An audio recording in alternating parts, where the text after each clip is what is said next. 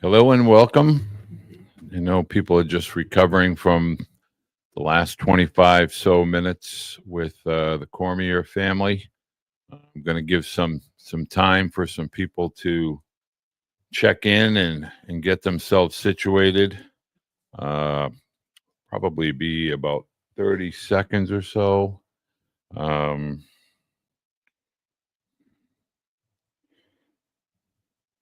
We're going to cover a lot of ground here today, and I want to let some parents know this is an active Q&A.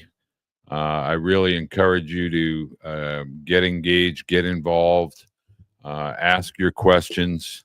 This is a great forum for both parents as well as student athletes. All you have to do is either send a message via X, Twitter. You can do so on the YouTube channel itself or even Facebook. You can type in a question. I'll see it on the right-hand side. I'll go ahead and put my spectacles on and answer. As many of you know, this is kind of an informal, impromptu type of setup. I try to, speak from here and really not so much from a scripted perspective.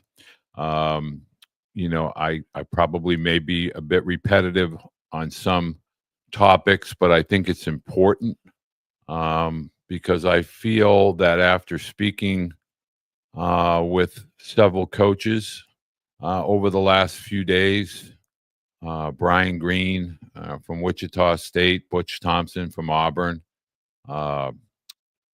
Giuseppe Papaccio at Seton Hall,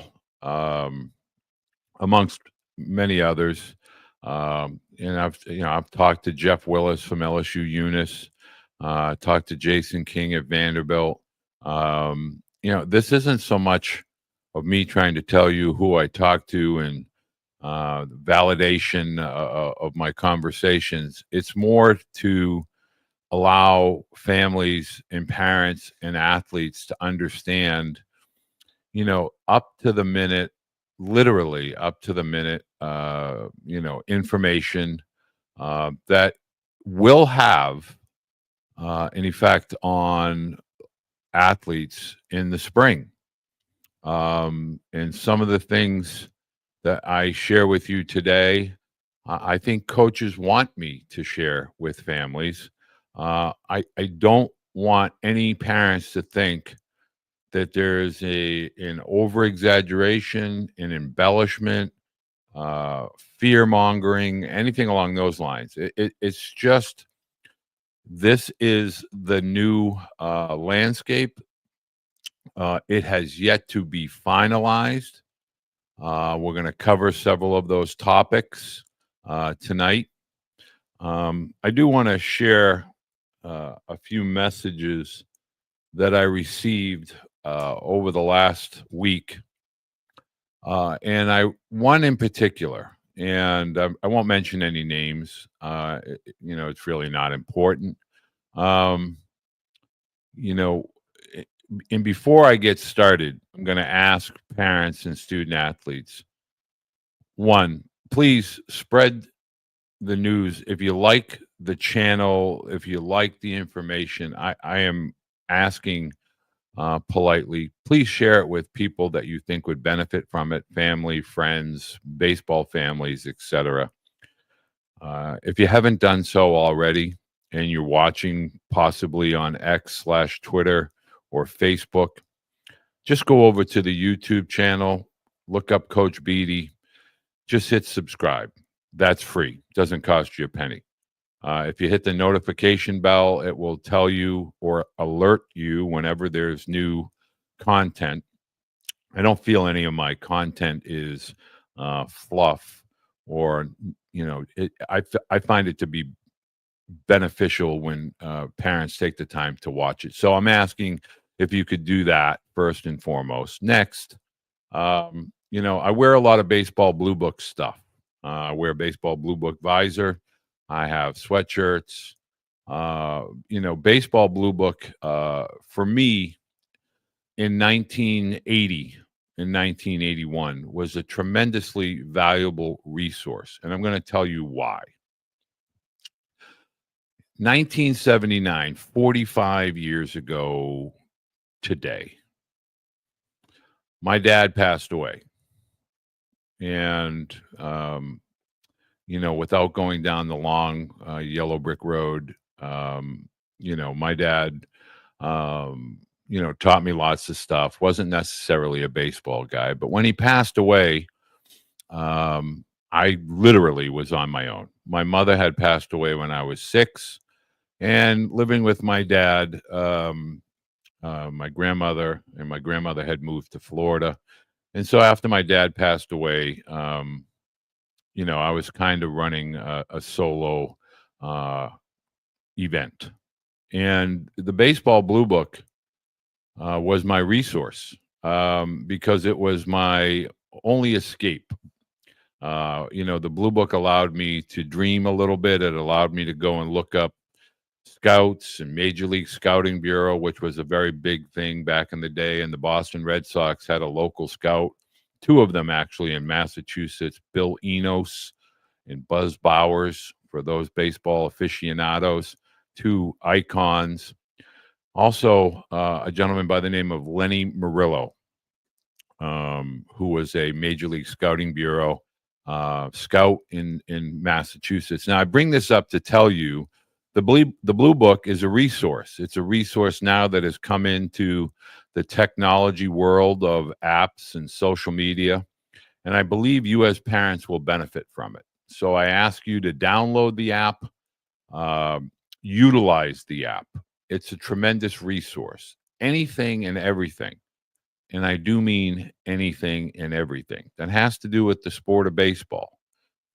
Coaches, college programs, major league teams, major league scouting departments, high schools, high school coaches' names, all the access for information, social media. You can create a profile. You can put yourself out there for coaches to find you, to see your video, to possibly see your transcript. But I encourage you, utilize the Baseball Blue Book, much like I did. It truly did make my dreams come true. And to answer the question that has been asked specifically, why I do what I do, much like the movie The Moneyball, where Billy Beane makes a decision predicated on money or finances, because I was on my own, because the amount of money at that time, which is trivial in today's world, I looked at a check and I thought, wow, this is going to alter my life. And I made the decision to play professional baseball as opposed to playing college baseball at Arizona State for Coach Brock. And back then, the Pac-10 was equivalent to what the SEC is today. And many of the players that went on to become Hall of Famers or should be Hall of Famers, Mark McGwire, Barry Bonds at Arizona State, I missed out on that. Instead, I opted to get a check, go play professional baseball, and I played 1 day a week. I played every Saturday, and we had Sundays off. And I was not accustomed to A, swinging a wood bat, B, playing 1 day a week, and I failed miserably. And I didn't have any resources at the time. So at the end of that season, it was deemed, and oh, by the way, the Wrigley family had sold the Cubs the day that I was drafted to the Tribune. And the Tribune cleaned house with all the Wrigley staff, scouts, etc. So I learned a very valuable lesson about the business of baseball. And what does that have to do with you? The business of baseball is something that has been going on for well over a century. And it also includes now, more than ever, college baseball. And I want to let parents understand and student athletes understand that the business of baseball, when you're hiring from an athletic director's position, when you're hiring a staff, you're hiring a head coach to make decisions. And decisions are not always easy decisions. There's a lot of tough decisions.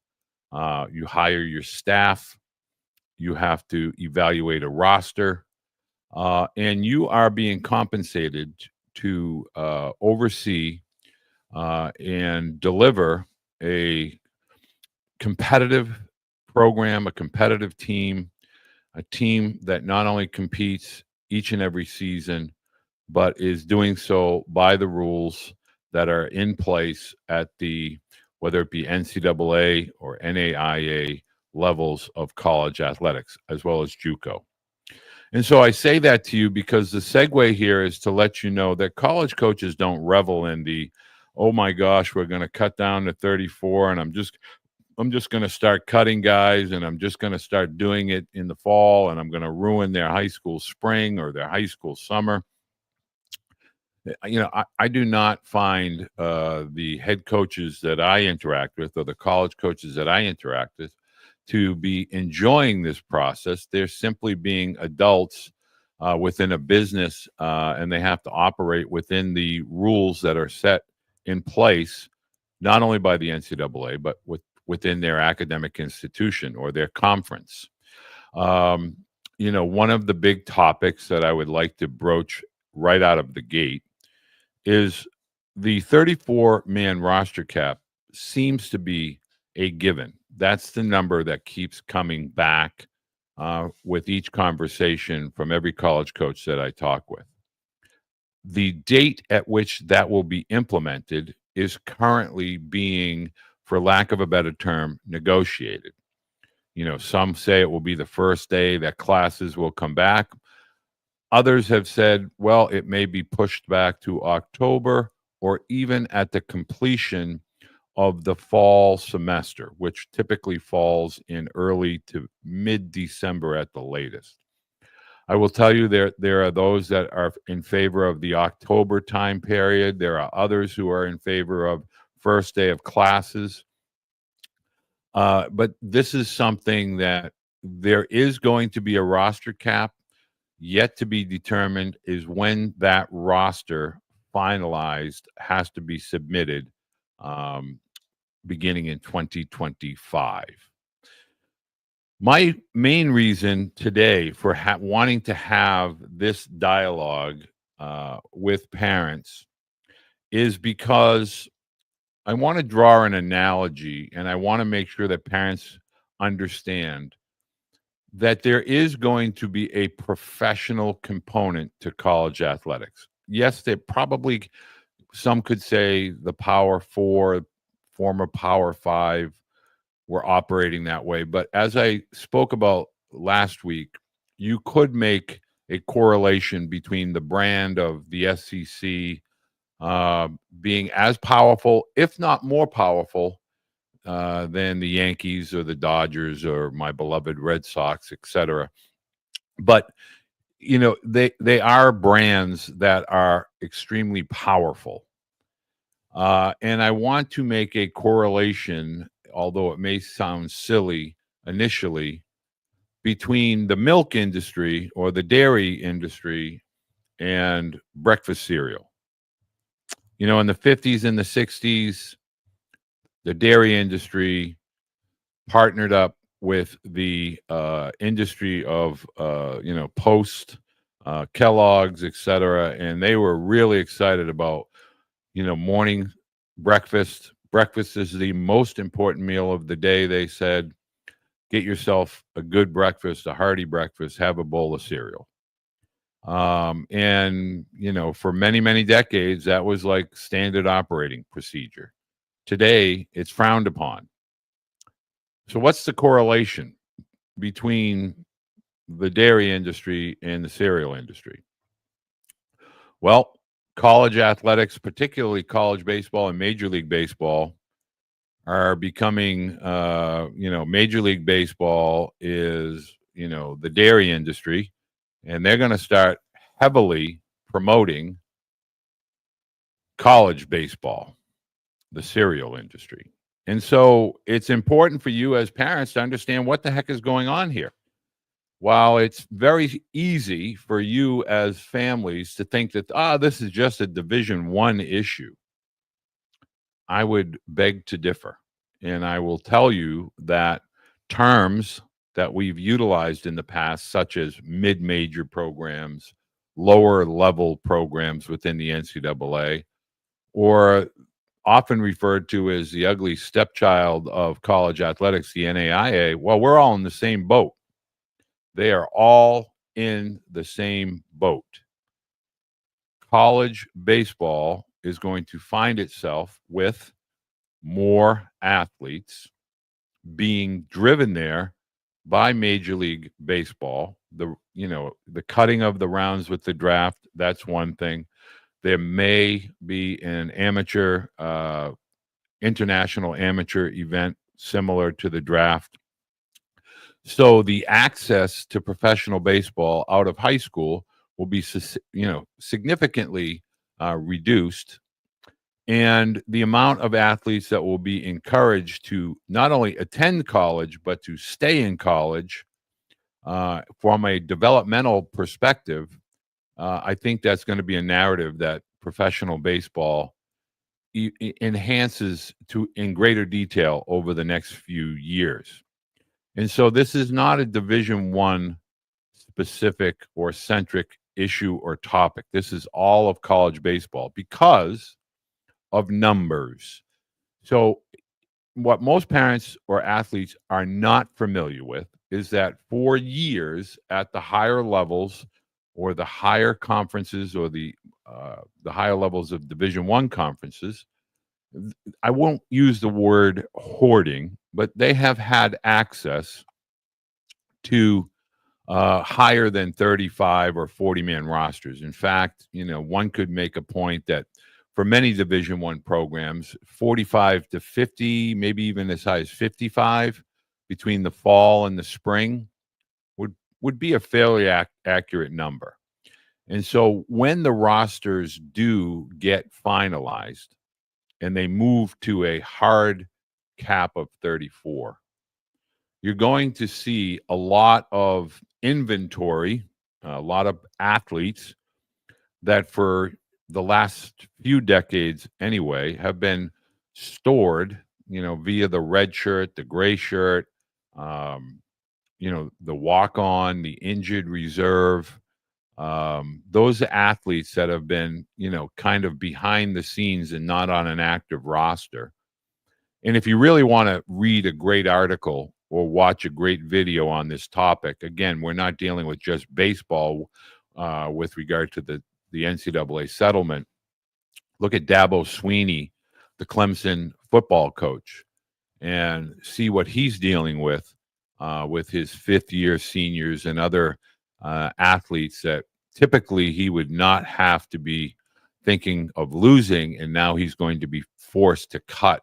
I believe football is 108, whereas baseball is 34. So this is all going to create, let's say a typical year within the portal. There may be approximately 4,000. Last year, that number was elevated. Well, in 2025, the portal will probably double, if not maybe a little more. You're going to find a lot of programs making difficult decisions, and that's just with players that are currently within the NCAA Division I landscape. Of course, you have the Division II and Division III athletes within the NCAA that typically will enter the portal seeking opportunities potentially at a higher level.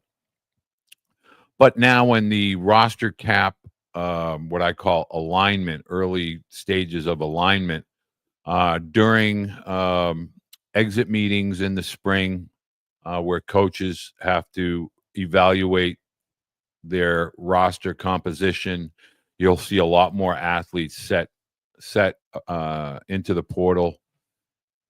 You're also going to see a very, very difficult landscape for the high school graduates. Many athletes that recently signed their national letter of intent are going to be getting calls.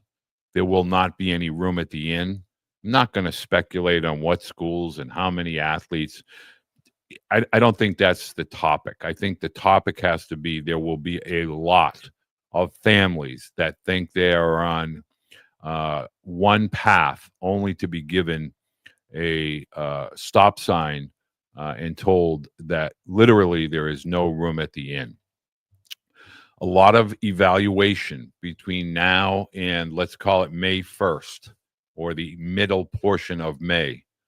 Evaluation by college coaches, major league scouts, people within the industry will have to make decisions on the high school athlete versus the college portal or the college athlete currently on a roster. And that's just the way the world will begin to spin on an ongoing basis. It will be difficult in the very beginning. And I when I say difficult, I'm just going to use another word. It's going to be a crappy, miserable world for probably close to 2 years. And yes, the class of 2025 high school athlete, the class of 2026 high school athlete is going to experience obstacles, hurdles. I won't call them, I think it's going to be survivable, but I just think it's going to be challenging. I really feel, if you watched the beginning this evening at 8:30, I really think that the postgraduate discussions that I've had with parents will serve families well. I encourage you to watch that. Not so much that you have to attend a postgrad year, but just to kind of give you some perspective as to some of the options or opportunities that you will have as a family. But moving forward, I think it's best to have these types of dialogues to answer questions, but to be proactive and to seek as much information as you can have as a family and create game plans, whether that be plan A, B, C, in some cases D and E if need be. And I want parents to understand that there is no sure thing. I promise you, no sure thing. Going into the spring of 2025, I think college coaches are in a wait and see. They want to evaluate, see who develops, who's putting in the work. But I want to bring up a couple of discussion points that I think need to be addressed, and I think that parents need to hear. I want to put my spectacles on. Okay. And again, I encourage you, if you have questions, I want you to ask them because I think this is a forum that is going to be beneficial for you as parents. And I'm getting your messages that you're sending on X or Twitter, and I will address them. But topic number one that I want to address first and foremost, college coaches. I asked them directly, are high school athletes affected? Their answer, and I'm summarizing. I am not putting words into their mouths. I'm summarizing the responses that I have received. If you, as a parent, were a college head coach and you derived your income, you were providing for your family, you were doing your job, and you had to fill a roster spot with an 18 or 19-year-old high school graduate or a 22 or 23-year-old man, what would be your first inclination? Who would you lean towards? And so these are the types of decisions that college coaches are going to be forced to make. So why is that a topic I bring up initially to start this discussion point? For years, the travel baseball world, and I'm not here to pick on travel baseball, they have proclaimed to be the yellow brick road, to follow the travel ball world, and we will allow you to create an exposure opportunity for college coaches. Many elite travel baseball programs have gone the way of really focusing in on development. They're very plugged in with the college coaches, and they're going more to a model of less tournaments and more of a development mode as far as strength, nutrition, skill set evaluation, addressing weaknesses. And for those travel ball programs, not only do I applaud them, I think that is the path that parents need to understand is what has to take place in order to put your student athlete on the right pathway to college.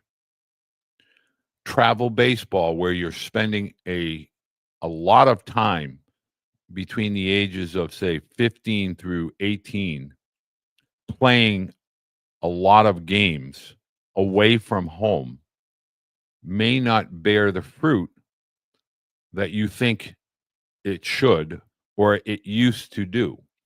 Meaning, when college coaches are asking, when are you as a student athlete getting in the weight room? Parents, you need to address that. It's a big elephant in the room. For many programs, not only throughout the southern warmer climates, but here in the Northeast, fall baseball just wrapped up. And so think about that. We're almost at Thanksgiving. In some cases, early November, fall baseball is just wrapping up. When are you going to get in the weight room?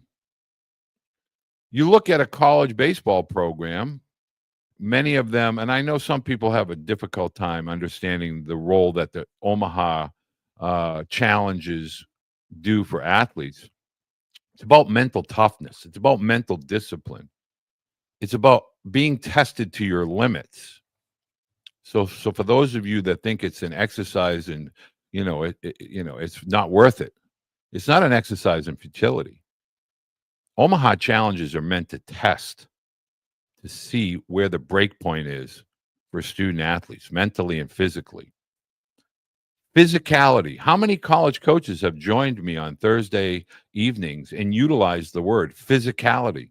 Coach Serrano, who probably has a heart the size of the Grand Canyon, basically comes out and says, you need physicality to play college baseball, any level, any division. You need to be strong. Where is that in your totem pole as a parent or within your game plan as a student athlete?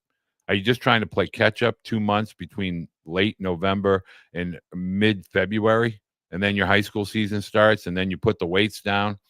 Here's a news flash. College athletes and professional athletes, they work out during the season. Like lifting weights is not just a 2-month thing or a 3-month thing, an off-season thing. In some way, shape, or form, it's an all year round thing. I think this is the foundation that you as parents need to check in on and really ask your travel program, your college coaches on your college visits. When should we start lifting weights? How often should we start lifting weights? I mean, folks, college coaches are making it crystal clear. How clear? Crystal. If you don't have the physicality, you don't have the ability to play college baseball. It's as simple as that.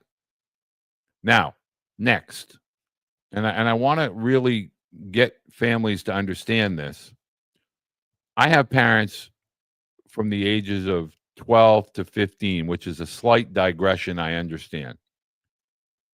I will tell you, those student athletes that are listening to travel organizations tell you it's imperative that at 12 or 13 to 15 that your student athlete is playing 80 games a year or 100 games a year that some travel organizations in the Midwest claim are really good for building potential college baseball players. I will tell you, the weight room, learning how to lift, learning your body, learning about nutrition between the ages of 12 to 15. You want to get a head start? you want to have a separator for you over and above talent, skill set? The weight room is the separator. Can't say it any louder, can't be any firmer. If we just listen to what the college coaches are saying,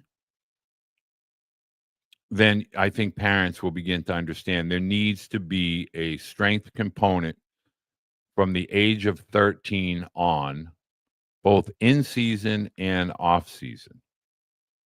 And there are some travel programs out there that do that, and they do it very well. And those travel programs that set aside the mindless tournaments, and instead they begin to invite other similar programs, other similar capability as far as skill set and strength. They're scheduling with those teams directly, and they're coaching during those games, and they're not chasing the fictitious world elite title.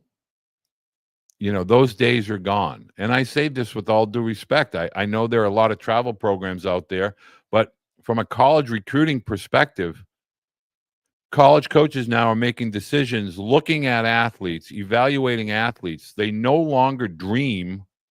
They don't have the ability to take a young man out of high school and say, okay, I'm going to redshirt this guy. I'm going to develop him. And then he's going to come in as a redshirt freshman or sophomore and be a part of my program. One, because most athletes don't take the time to do that. They just run to the portal and try to find a greener pasture. Two, they have to find athletes that help them win games next year. So if you're a 2025 high school graduate, a college coach, regardless of level, is going to look at your student athlete or you as a student athlete and say or ask, can this young man get us wins in 2026, in the spring of 2026? If that is a yes, recruiting will be active. If that is a no, then you have to look for alternatives.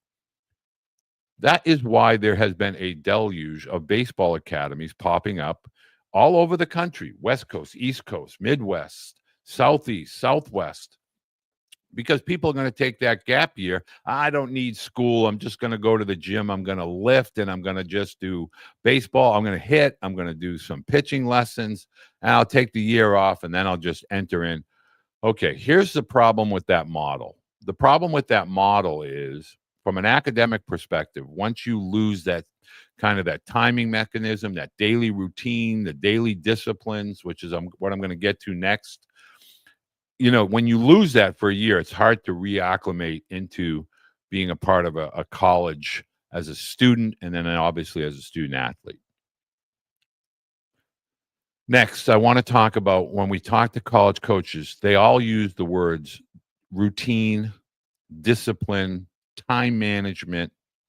Okay, they say this over and over and over, but yet parents, when I interact with parents, we kind of brush by that. We don't want to talk about that. We want to talk about, when is a college coach going to contact my son? Why aren't they calling? What's going on with the portal?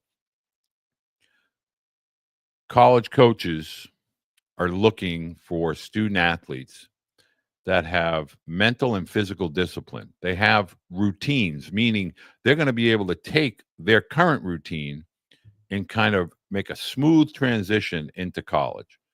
Meaning from 6 a.m. until, say, 7 p.m., they have a plan.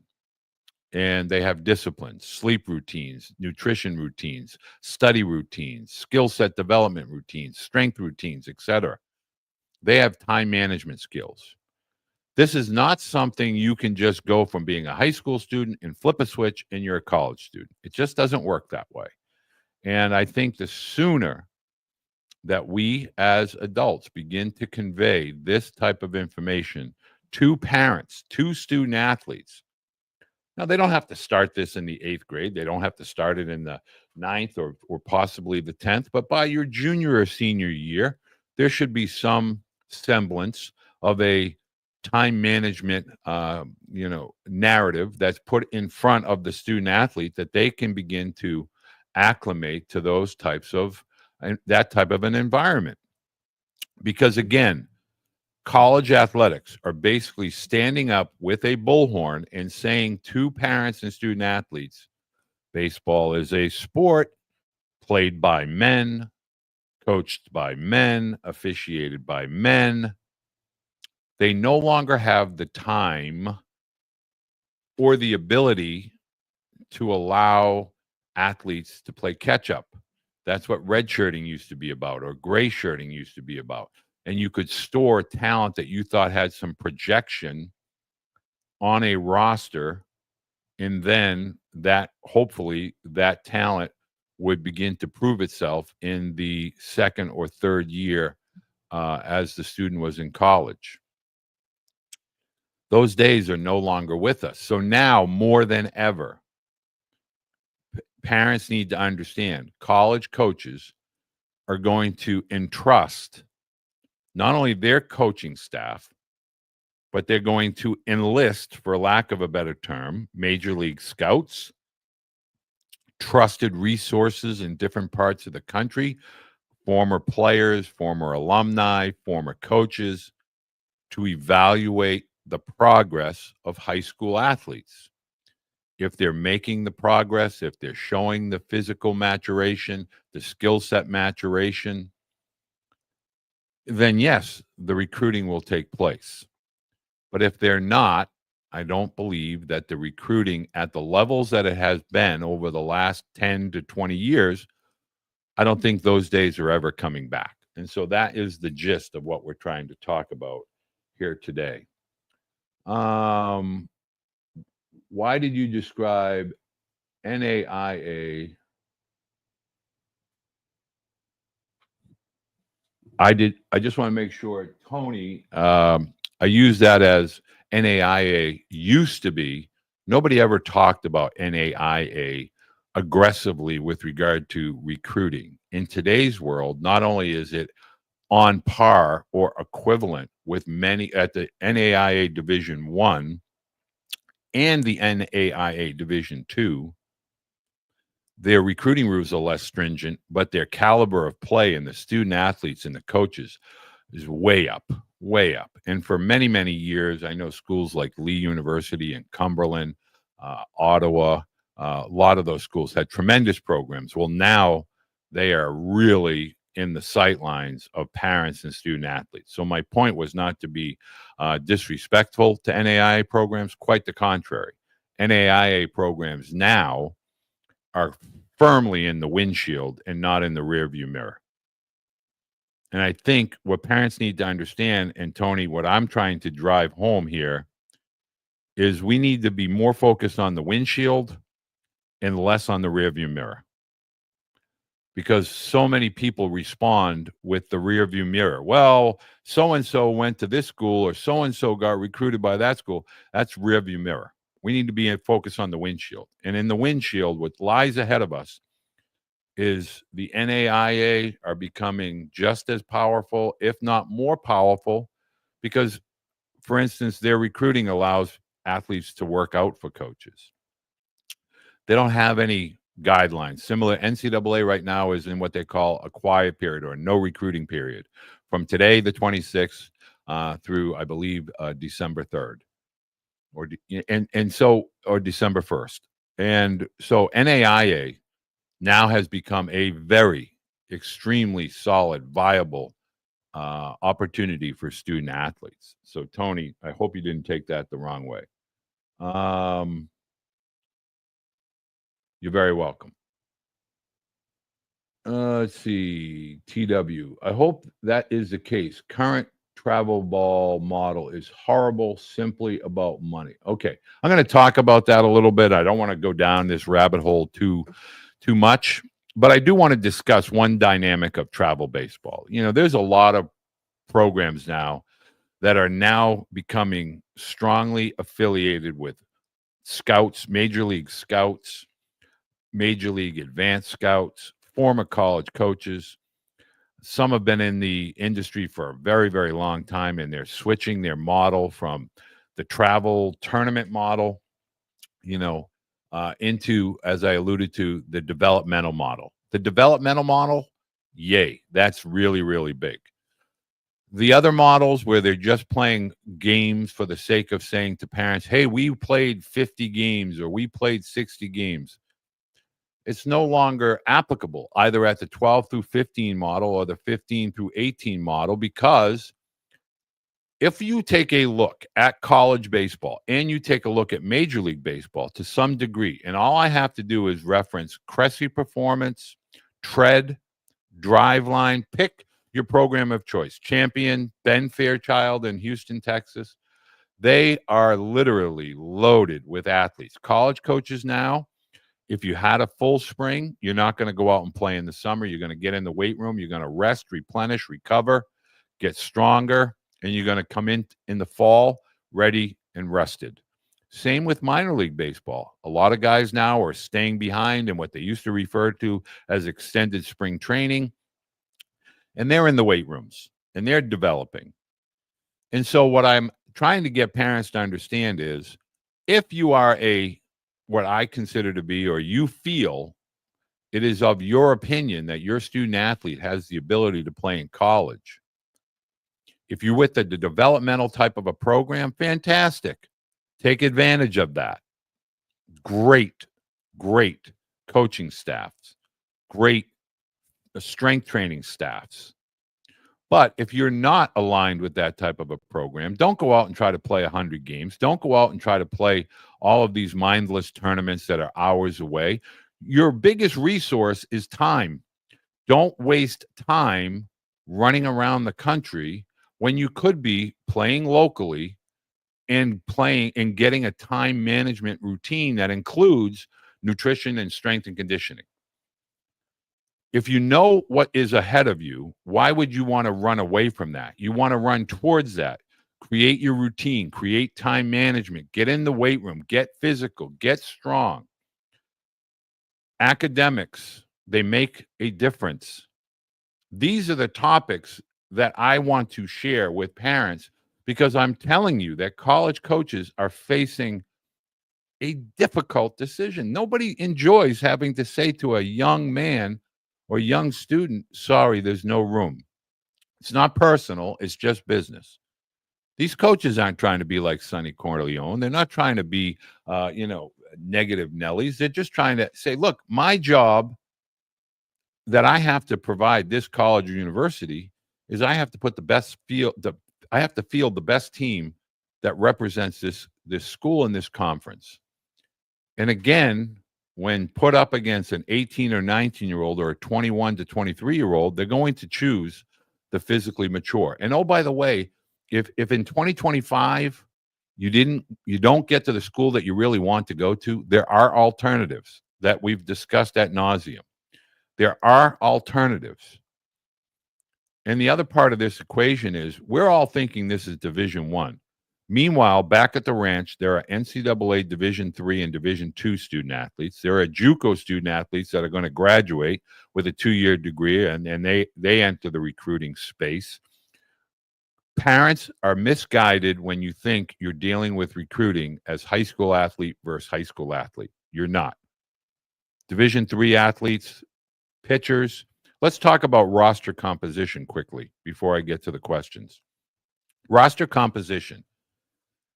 In all likelihood, a 34-man roster will boil down to 20 pitchers and 14 position players. And of those 14 position players, I bet you a cheeseburger that several of those 14 will have the ability to get on the bump and throw an inning or two midweek or on Sundays.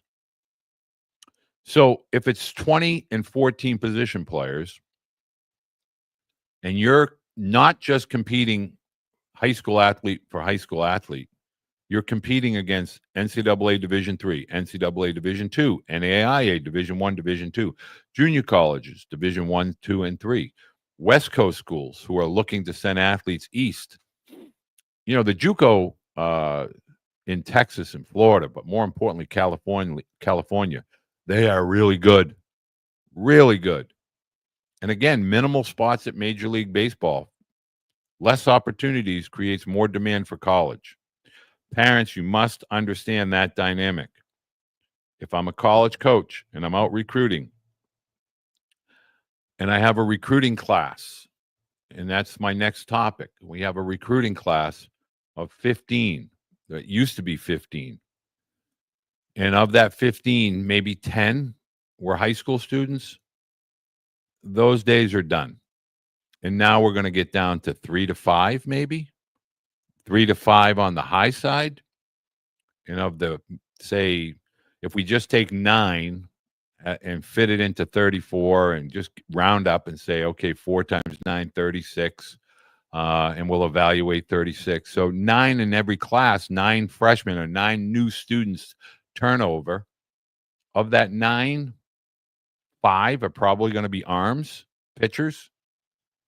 And the 4, position players, maybe 1 or 2 might be a high school athlete. So that's really where I want you to understand as parents. How many scholarships for Division II? Okay, so Bradley, I want to answer that. You guys are asking great questions. Division II has no changes, meaning they have 9 scholarships. I've talked to guys like Rick Odette, Arlen Freeman. I've talked to Chris Shank, among others, NCAA Division II. Chris Shank is at Southern New Hampshire. Rick Odette now at Florida Southern. When we talk to Barry University or Lynn University, a lot of these Drew Bailey, NCAA Division II schools, they have 9 scholarships, 36-man roster spots. Division II, they are the big beneficiaries of this Division I settlement. They are going to see a talent upgrade, at least from a depth perspective. I'm not quite sure parents fully have made the jump or the leap mentally to understand that NCAA Division III and II are going to be really, really good. NCAA Division III, more from the academic. Athletes now are really gravitating to the NESCAT schools, the Emorys, the Ohio Wesleyans, the Washington and Lees, Whitman, Chapman, Wisconsin Whitewaters. Those NCAA Division IIIs, they do not offer athletic scholarships. They do offer substantial merit grant academic packages.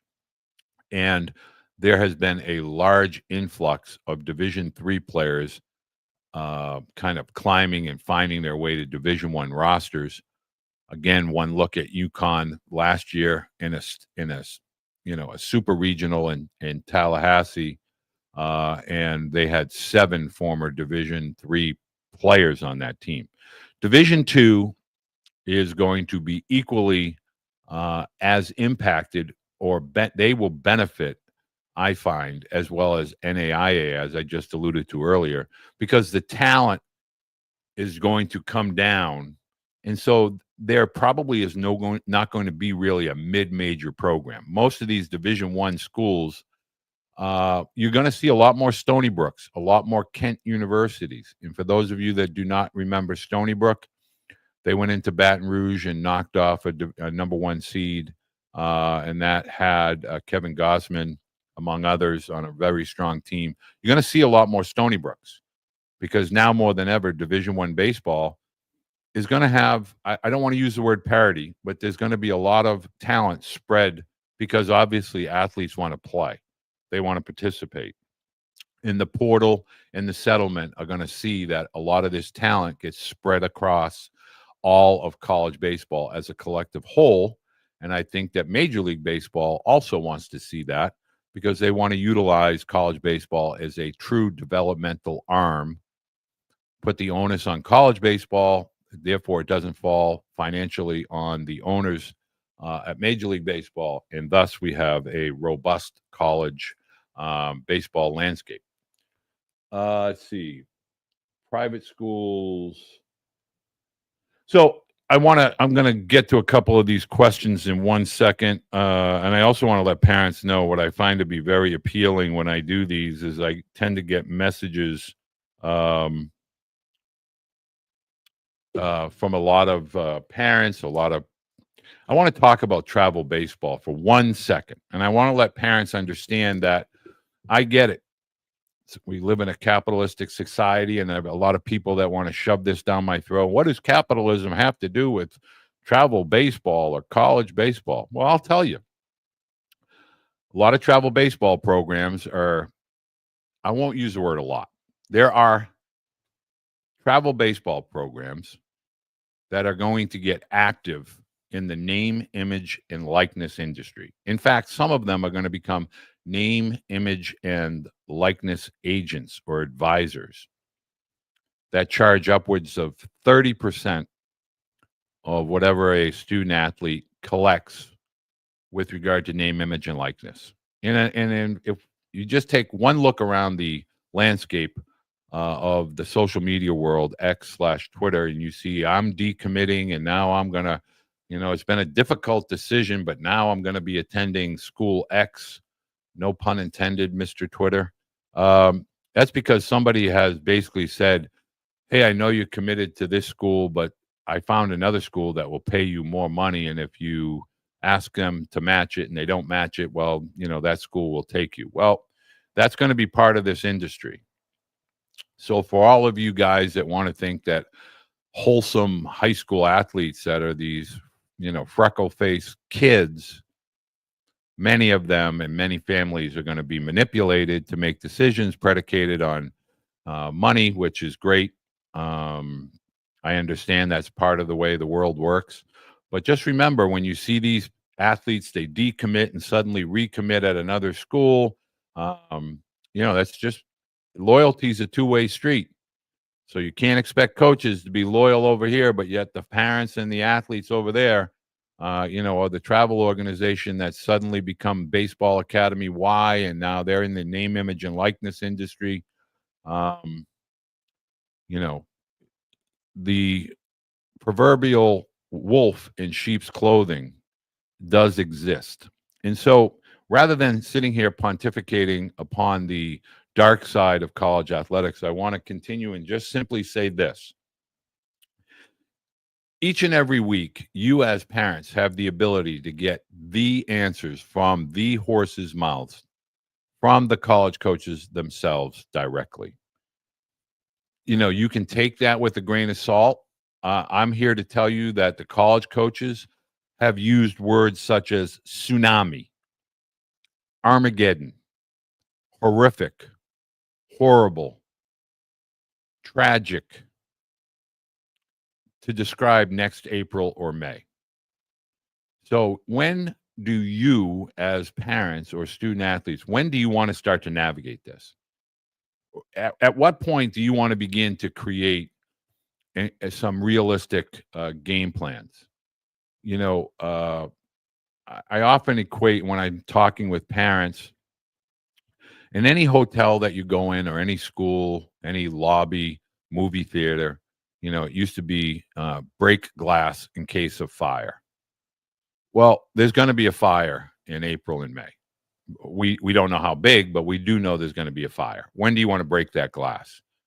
Do you want to wait till March? Do you want to just pretend nothing to see here and just go about your business? At what point do you as adults want to begin to make or create an alternative game plan? Or maybe you haven't even made a game plan yet and you think like, I'm just going to wait and see how this whole thing shakes out. Let's see. D1 will only be for the level of potential draft picks that did not sign, something close to that. Okay, I'm going to, Mr. Baseball, I appreciate your comment here. For parents that are not on the YouTube live, I see a whole bunch of questions there.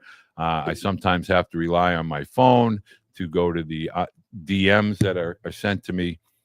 But I do want to address that, Mr. Baseball. Division I baseball, for all intents and purposes, will become, for highly skilled, strong adults that aspire to play baseball at a higher level, or at least they have the ability in the eyes of the scouts, the major colleges across the country. They have the ability, and we'll see how they develop, but it will be largely influenced by Major League or professional baseball. Not only here in the United States, but Mexico has professional baseball, Asia has professional baseball, Latin countries have professional baseball. And then, Division II and Division III are going to rise up. The talent level will get really good.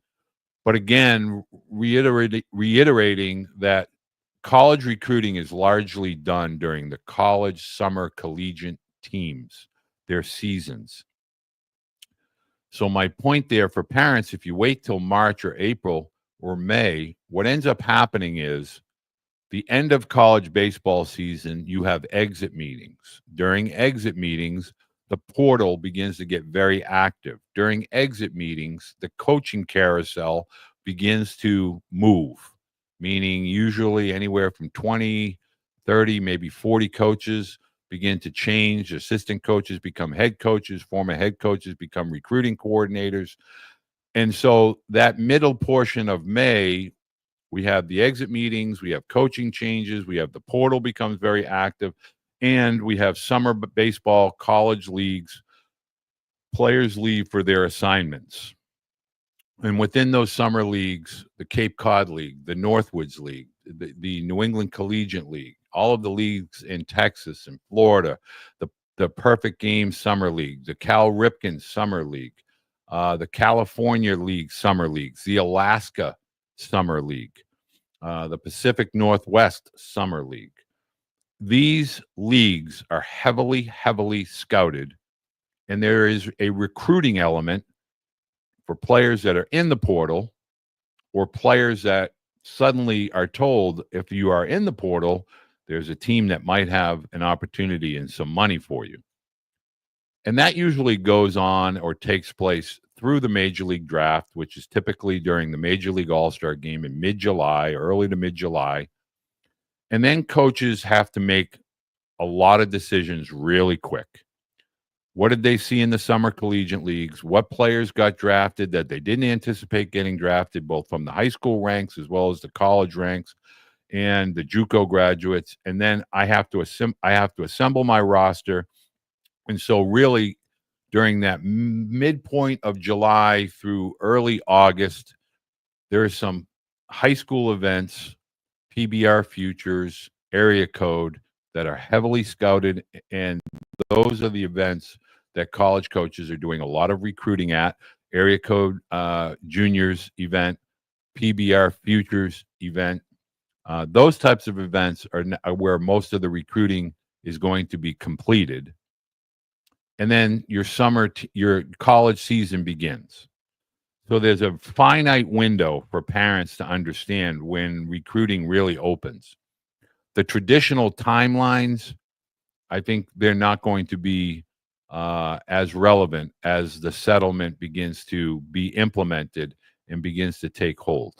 Again, as I stated in the beginning, college coaches right now are looking to move that date back from first day of classes to like mid to late October, and some are even lobbying to be in December for roster finalization so they can still bring in a lot of athletes, but then have to kind of pick and choose who stays, which, if we're being honest, takes place this time of year, unfortunately, during the holiday season. A lot of college coaches that brought in high school athletes that just weren't physical enough, weren't skilled enough, are being released or cut or being told that they can't play baseball. And that's just a hard reality that happens. And I think that parents, if you weren't aware of that, it does take place. It is taking place. There'll be less of that as we move into this new era of baseball recruiting. Really, all of college athletics from a recruiting perspective is going to kind of shake out in a very similar form. But I do want to, kind of bring that to the ending. There are a lot of athletes this week that are being told that they will have the ability to stay in school, but they have no baseball. But if you leave now at semester break and you establish residency at a new school, that you'll give up your forego your scholarship if you were on scholarship, and you'll be able to establish residency and be able to participate in the fall and obviously play in the spring of 2026. So there's that. One last question that I wanted to get to from parents that are sending me information. And this is a parent that is watching on Twitter or X. Do college coaches foresee name, image, and likeness gaining steam or being an active part moving forward once the settlement gets the terms of the settlement get implemented? And the answer to that question is yes. A strong, emphatic yes. I think there's going to become some guidelines. At least I know college coaches are hoping for some guidelines. I think you're seeing, if we take a look at Nick Saban and a lot of what I call the old school coaches that don't want to be constantly recruiting the same student athlete year after year, the amount of booster influence. You're essentially paying in advance for a student athlete, and you don't know how that student athlete is going to perform. So there's going to be some sort of parameters, I would think, that will be put in place, checks and balances, for lack of a better term. I think all of that is coming. So I wanted to say, first and foremost, thank you for tuning in. I've taken up a great deal of time. I know parents ask me to do these live events, and I do them as a way of delivering up-to-date information, as a way of concluding all of my conversations that I have on a regular basis. I want parents to understand, when I have these college coaches on, or I talk about my conversations with college coaches, I'm not trying to validate my relationships or my ability. I don't think I have a narrative that needs to be pushed. I've gone through this as a dad. I've gone through this as a college coach. I find my relationships with college baseball coaches, I value them. I treasure the opportunities that I get to speak with coaches that I've known for a long period of time, or that I'm just getting to talk to for the very first time. I think parents need a voice, an alternative voice, to be able to bounce ideas, to create game plans. And I think that is really essentially the foundation for what it is that I try to do. So on that note, I would really appreciate it if you as a family, you as a student athlete, just go over to the YouTube channel, just hit subscribe. Subscribing is free. Now, there is going to be content. If you go into the members section, you look at the members section, which is $4.99 to $9.99. Now, $60 or $120 over a year, you're going to get the content like that I made on the postgraduate experience, which I think is invaluable. Tremendous resource. You're going to hear bonus clips from the college coaches that are going to talk on the specific topics. You're going to get these types of dialogues that I'm going to be enhancing with the Pitch Safe crew, which is Matt Tabor and Tyler Beede. But we're going to offer courses and for $4.99 or $9.99. If that's, the end game, great. But my point is just to subscribe is free. It's free for you. It's free to hear the coaches talk. It's free to hear their thoughts and opinions on the ongoing changes. But it would mean a great deal for me personally to see that number of 10,000 be hit by the end of 2024. Currently, we're at, I believe, 9,100. So that would mean 900 people that have to go on and just hit subscribe. So if you would just be so kind during this holiday season, when you're sitting and breaking bread, just suggest, if you like baseball, youth baseball, high school baseball, college baseball, Major League Baseball, just subscribe to Coach Beede. It would really mean a lot to me. Also, go ahead and download the Baseball Blue Book app, because the Blue Book app, again, it's free. It's FREE, free, on the Google and Apple app stores. Create a profile, put some video up there, put all your social media contacts, You never know who's looking, who's watching, who's interacting, who's going to follow. And I really encourage parents, the 17, 16-year-old version of me used the blue book, and it used to be like an old directory of yellow pages, and it really helped me, get on the map, so to speak, at Arizona State and Scouting Bureau, and even get drafted. Tony, thank you very much. Mr. Baseball, TW, as always, Mr. Bradley Manis. I really appreciate all of you that take the time to watch these videos. I do want to let parents know, I hope you have a great holiday. Thanksgiving, a lot to be thankful for. I know the holiday season creates less time, or there's more demand on your time.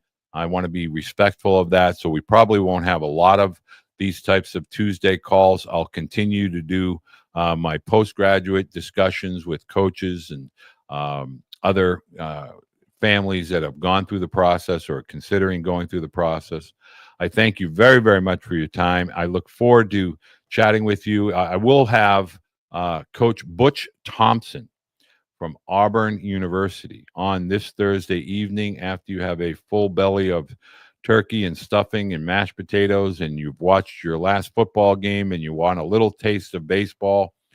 Man, oh man, Coach Thompson is one heck of a baseball man. He's been around the SEC for over 20 years, and he's, I feel, one of the true mentors within the sport at the college level. And he's going to join me this Thursday at 9 p.m. Eastern Daylight Time. So I encourage you to, after your turkey is done, to join me on Thursday. Have a great holiday week, and I look forward to seeing you and speaking with you all on Thursday evening.